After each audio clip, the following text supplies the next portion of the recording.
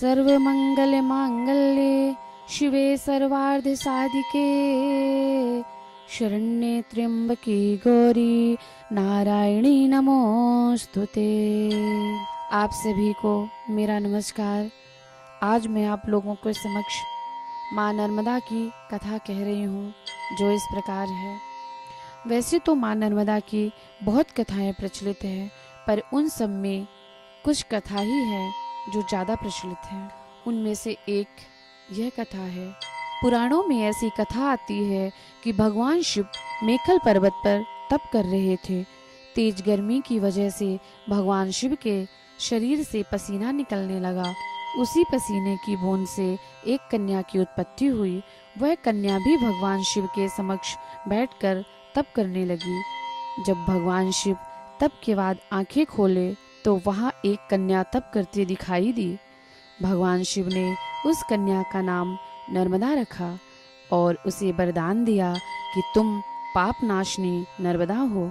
तुम्हारे दर्शन मात्र से पापों का नाश हो जाएगा। कितना भी प्रलय आएगा तुम्हारा कभी नाश नहीं होगा, और तुम्हारे तट पर जितने पाषाण या पत्थर पाए जाएंगे वो सब नर्मदेश्वर शिवलिंग के नाम से पूजे जाएंगे। उन नर्मदेश्वर शिवलिंग की प्राण प्रतिष्ठा की कोई आवश्यकता नहीं होगी, वो सब स्वयं से प्रतिष्ठित हो जाएंगे। तुम्हारे तट पर सारे देवी देवता सदा निवास करेंगे। संसार की एकमात्र नदी तुम होगी जिसकी लोग परिक्रमा करेंगे। ऐसा भगवान शिव ने माँ नर्मदा को आशीर्वाद दिया। जिस पर्वत पर माँ नर्मदा प्रकट हुई थी वह मेखल पर्वत था, इसीलिए माँ नर्मदा के पिता राजा मेखल हुए। एक बार राजा मेखल के मन में विचार आया कि अब मेरी कन्या बड़ी हो रही है, उसके योग्य वर ढूंढना चाहिए और उसका विवाह करना चाहिए मुझे। इस हेतु राजा मेखल ने सोचा योग्य वर कैसे ढूंढा जाए। तो राजा ने यह घोषणा करवा दी कि जो भी राजकुमार गुलाब कावली का फूल मेरे समक्ष लावेगा उसी से मैं अपनी कन्या का विवाह करूंगा। यह कठिन शर्त थी जो कोई भी पूरा नहीं करता दिखाई दिया। राजा ने यह घोषणा करवा दी कि जो कोई भी राजकुमार गुलाब कावली का फूल मेरे समक्ष लावेगा उसी से मैं अपनी कन्या का विवाह करूंगा। यह कठिन शर्त थी जो कोई पूरा नहीं करते दिखाई दिया। परंतु कुछ समय बीत जाने पर एक राजकुमार जिनका नाम सोनभद्र था, वो अपनी समझ और वीरता से गुलाब कावली के फूल राजा मेखल के समक्ष लाके पेश किए।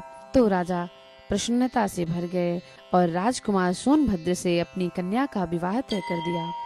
फिर सारे राज्य में प्रसन्नता की लहर दौड़ पड़ी। अब तक नर्मदा जी सोनभद्र को देखी नहीं थी, परंतु अपने पिता के मुंह से सोनभद्र की खूब तारीफें सुनी थी। तो नर्मदा जी के मन में सोनभद्र से मिलने की इच्छा प्रकट हुई। फिर नर्मदा जी अपनी दासी जुहिला से बोली कि अब तो विवाह में कुछ ही समय शेष है, फिर भी दासी मैं चाहती हूँ तुम राजकुमार सोनभद्र के पास जाओ और मेरा संदेशा दो कि मैं उनसे मिलना चाहती हूँ। तब जुहिला ने माँ नर्मदा से निवेदन किया कि इस शुभ अवसर के लिए मेरे पास अच्छे वस्त्र व आभूषण नहीं है। माँ नर्मदा ने जुहिला की विनती स्वीकार कर अपने वस्त्र व आभूषण दिए।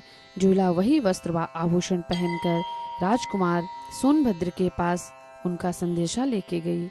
वहां पहुंचकर जुहिला राजकुमार के रूप, सौंदर्य व समृद्धि को देखकर अपना दिल हार बैठी। तो उसने अपना परिचय नर्मदा के रूप में राजकुमार को दिया। ऐसी वेशभूषा में देख राजकुमार भी भ्रमित हुए और भूलवश उसे नर्मदा समझ बैठे और उसे अपना प्रेम प्रस्ताव दे दिया। जुहिला ने तुरंत स्वीकार कर लिया। इधर माँ नर्मदा ने सोचा जुहिला को गए हुए बहुत समय बीत गए, अब तक वो क्यों ना आए। तो उन्होंने सोचा कि स्वयं चलकर मैं कारण का पता लगाती हूँ। और नर्मदा जी वहाँ जाकर देखती हैं कि जुहिला राजकुमार के साथ प्रणय निवेदन कर रही है। तो ऐसा देख माँ नर्मदा अत्यंत दुखी हुई और बहुत अपमानित महसूस की। उसी समय माँ नर्मदा उल्टी दिशा में चल पड़ी और उस जगह पर फिर कभी ना आने का प्रण लिया। तब तक सारी स्थिति राजकुमार के समझ में आ चुकी थी। तो राजकुमार माँ नर्मदा के पीछे पीछे दौड़ा और बोला, हे नर्मदे वापस आ जाओ, नर्मदे वापस आ जाओ। परंतु माँ नर्मदा वापस ना आई। वो राजकुमार के धोखे से बहुत आहत हो चुकी थी। उसी समय आजीवन कुमारी रहने का प्रण ले लिया और सन्यासिनी बन गई। जैसा कि हम सबको विदित है कि भारत की सारी नदियाँ पूर्व की ओर बहती हैं, परंतु एक नर्मदा ही है जो पश्चिम की तरफ चल पड़ी और पहाड़ी जंगल के बीच होते हुए माँ नर्मदा अरब सागर में जा मिली। बाकी सारी नदियाँ बंगाल की खाड़ी में गिरती हैं, पर नर्मदा जी बंगाल सागर की यात्रा नहीं की। पुराणों में ऐसा भी लिखा है कि जो पुण्य गंगा स्नान से मिलेगा वह पुण्य केवल नर्मदा दर्शन से मिल जाएगा। पुराणों में यह भी लिखा है कि एक बार गंगा मैया भगवान शिव से बोली, हे प्रभु, पृथ्वी के पापियों का पाप धोते धोते मैं स्वयं दूषित हो गई हूँ, अब मैं क्या करूँ? तो भोलेनाथ ने कहा, हे देवी, आप नर्मदा में जाकर स्नान कर लो, आपके पाप और ताप सब नष्ट हो जाएंगे। इसीलिए आज भी गंगा मैया ग्रहों के विशेष योग पर नर्मदा में जाकर स्नान करती हैं। जो अलभ्य हो वो भी नर्मदा पूजन से सुलभ हो जाता है।